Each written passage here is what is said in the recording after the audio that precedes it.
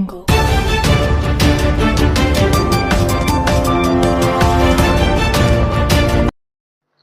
परवेश शेख और आप देख रहे हैं मुंबई लाइव 7। जैसे कि आप जानते हैं कि महाराष्ट्र में हुक्का पार्लर पे बैंड है, लेकिन फिर भी मुंबई शहर में अवैध तरीके से अलग अलग जगहों पे हुक्का पार्लर चलाए जा रहे हैं।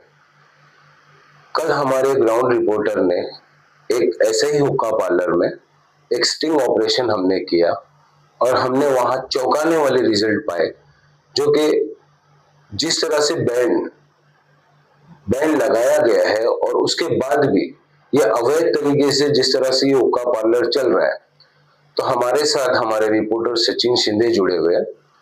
आइए इनसे जानने की कोशिश करते हैं कि आखिर ये मामला क्या है और क्या प्रशासन और पुलिस क्या इनके जो भी इन्होंने कल वहां पे स्टिंग किया और जिन पुलिस से इन्हें बात करने की कोशिश करी, इनको क्या जवाब मिला। तो आइए इनसे बात करते हैं। सचिन जी, कल आपने स्टिंग ऑपरेशन किया हुक्का पार्लर में, तो आप पहले ये बताइए कि आपने किस एरिया में और किस जगह पे आपने ये स्टिंग किया। पिछले कई दिनों से अपने चैनल पे अपने को बहुत सारे लोगों की शिकायतें आ रही थी, जैसे कि ठाणे में बहुत सारे हुक्का पार्लर चल रहे हैं। तो ये जो हमने किया स्टिंग ऑपरेशन है ठाणे के अंदर ही उपवन के एरिया में है, तो उसका पूरा नाम वगैरह तो आपको मिल ही जाएगा।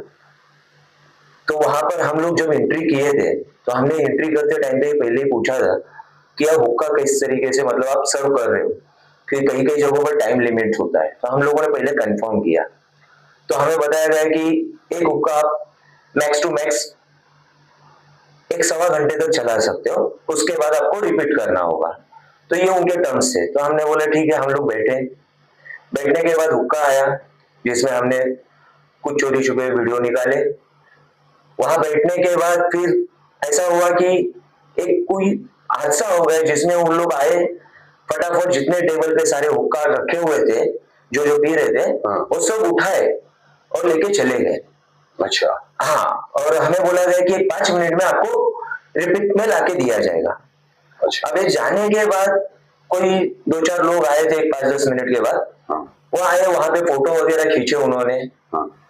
मतलब जैसे हुक्का पार्लर बार के जैसे नॉर्मली कुछ नहीं है वहां पे, उस तरीके से उन्होंने फोटो वगैरह खींचे और उसके बाद वो लोग चले गए।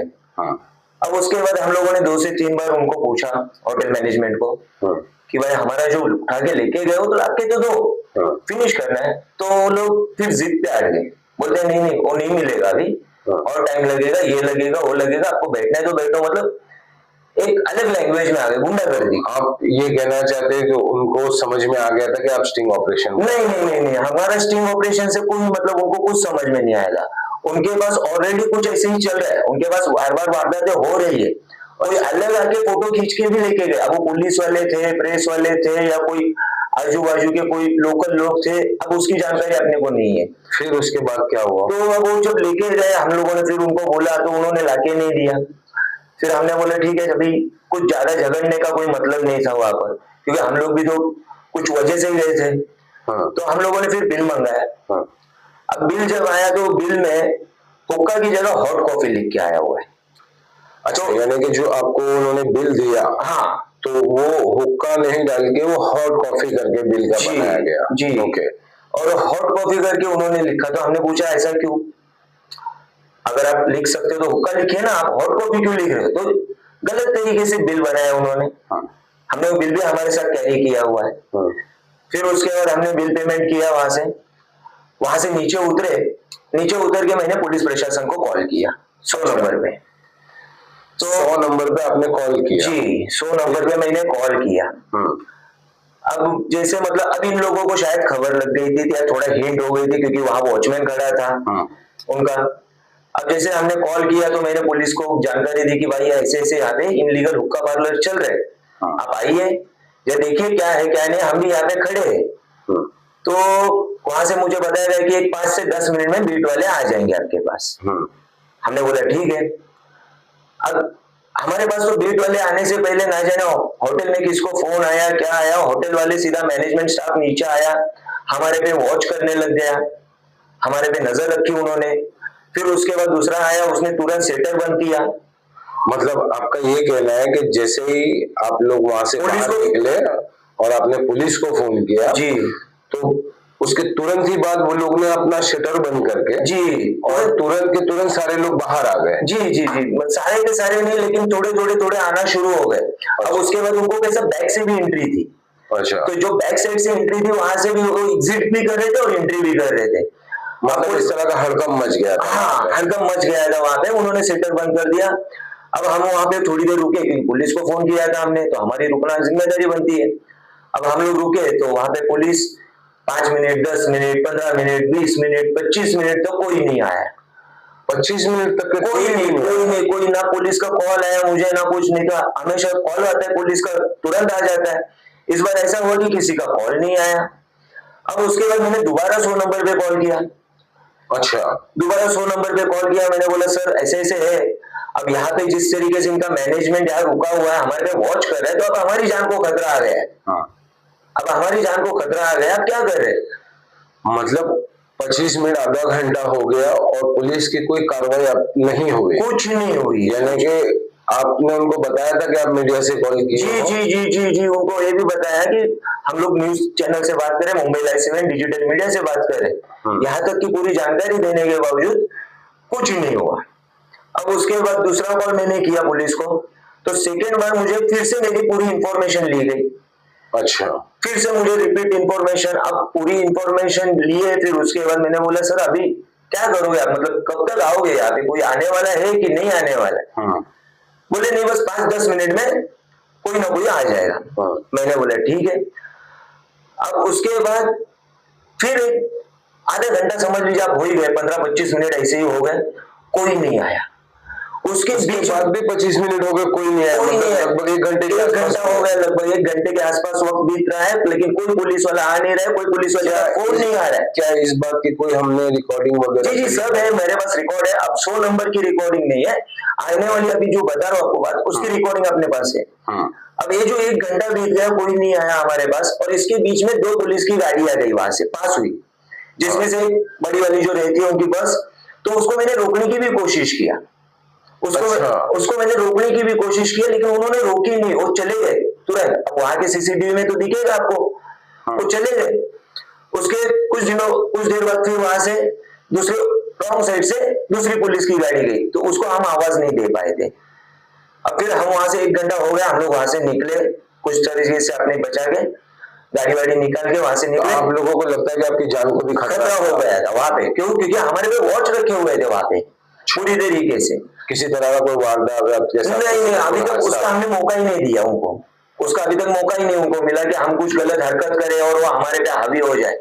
ऐसा हमने कुछ किया ही नहीं था, हमने ना किसी को कोई गलत जुबान बोला था, ना किसी को कुछ हमने हरकत की थी। तो जिस पुलिस वाले से आपकी बात हुई थी कि आप, तो अभी क्या हुआ, उसके बाद जब 1 घंटे तक कोई नहीं आया, ना मुझे पुलिस का कॉल आया, ना कुछ आया। 2 बार मेरी पुलिस स्टेशन पे 100 नंबर पे बात हुई। उसके बाद मैं और मेरे जो साथीदार थे, हम दोनों वहां से निकले।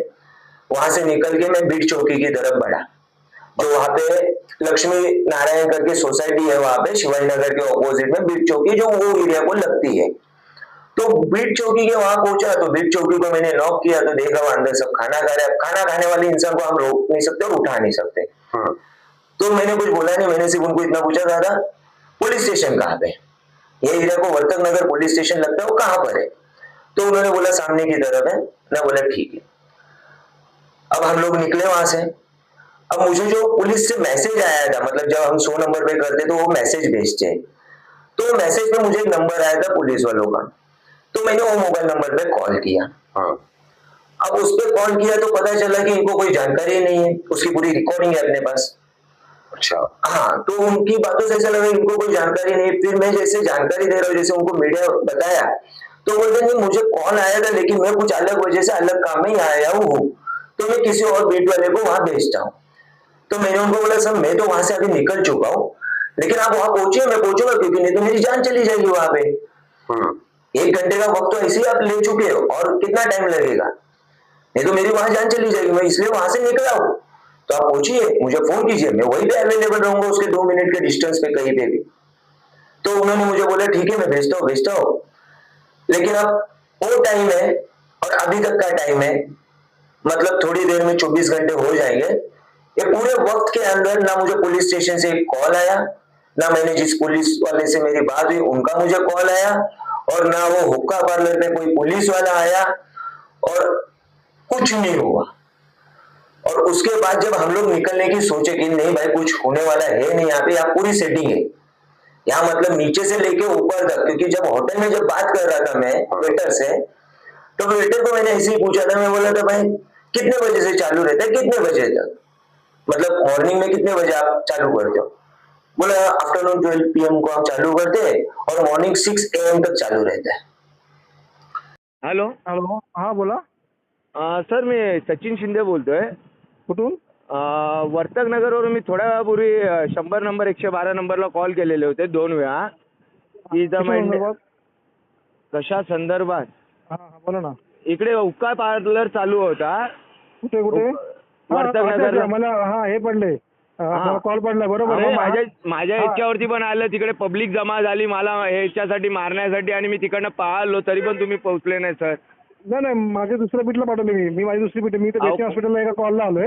अच्छा, पण कोणत्याच बीटने अजूनपर्यंत कॉल नाही केला सर, आणि अजूनपर्यंत कोणताच बीट नाही आला. मी हा त्या बीटला पाठवलंय मी, तर मी इकडे बेसिक एक मॅटर झाला, तिकडे आम्ही आलो होतो.